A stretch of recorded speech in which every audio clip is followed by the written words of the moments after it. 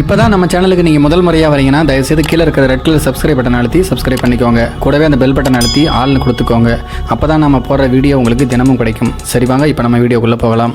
உல்லாசமாக இருந்ததை நேரில் பார்த்து விட்டதால் கள்ளக்காதலியின் மாமியாரை அடித்து கொலை செய்தேன் என்று கள்ளக்காதலன் வாக்குமூலம் அளித்தது பெரும் பரபரப்பை ஏற்படுத்தியிருந்தது.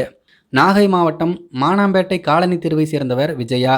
இவர் கடந்த 2016ஆம் ஆண்டு ஜூன் 23ஆம் தேதி காலை விறகு வெட்டுவதற்காக சென்றார். பின்னர் அவர் வீடு திரும்பவில்லை.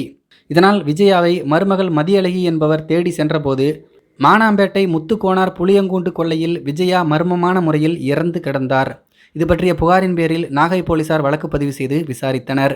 இது தொடர்பாக விஜயாவின் இரண்டாவது மகன் செந்தில் என்பவர், அவருடைய மனைவி பரிமளா மற்றும் பரிமளாவின் கள்ளக்காதலன் சின்னமணி ஆகியோரை பிடித்து போலீசார் விசாரித்தனர். அப்போது சின்னமணி அளித்த வாக்குமூலம் பெரும் அதிர்ச்சியை ஏற்படுத்தியது. அந்த வாக்குமூலத்தில் அவர் சொன்னது என்னவென்றால், பரிமளாவுக்கும் எனக்கும் கள்ளத்தொடர்பு இருந்ததால் 2 பேரும் அடிக்கடி உல்லாசமாக இருந்து வந்தோம்.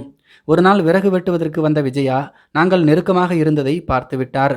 அப்போது எங்களை விஜயா திட்டியதால் என்ன செய்வதென்றே தெரியவில்லை. விஜயா உயிருடன் இருந்தால் ஊருக்குள் சென்று சொல்லிவிடுவார், நம்ம எல்லாம் அசிங்கப்படுத்தி விடுவார் என்று பயந்து நானும் பரிமளாவும் சேர்ந்து விஜயாவை கட்டையால் அடித்தோம். இரத்த வெள்ளத்தில் கீழே விழுந்த விஜயா அப்போதே இறந்துவிட்டார். பின்னர் விஜயாவின் சடலத்தை முட்புதரில் வீசினோம். அப்போது தாய் விஜயாவை தேடி வந்த செந்தில் எங்களை பார்த்து விட்டார். மகன் செந்திலை பிடித்து வைத்து கொண்டு இந்த கொலை பற்றி யாரிடமாவது கூறினால் உன்னையும் கொன்று விடுவேன் என்று மிரட்டினேன். இதனால் உயிருக்கு பயந்து யாரிடமும் சொல்ல மாட்டேன் என்று சத்தியம் செய்து கொடுத்தான். அதன் பிறகு நாங்கள் 3 பேரும் அங்கிருந்து சென்று விட்டோம். போலீசார் விசாரித்து எங்களை பிடித்து விட்டனர் என்று தன்னுடைய வாக்குமூலத்தில் சொல்லியிருக்கிறார். இதனை அடுத்து சந்தேக மரணம் என்பதை கொலை வழக்காக மாற்றி பரிமளா, கள்ளக்காதலன் சின்னமணி மற்றும் கொலையை மறைத்ததற்காக மகன் செந்தில் ஆகியோரை போலீசார் கைது செய்து அவர்களை சிறையில் அடைத்திருக்கிறார்கள்.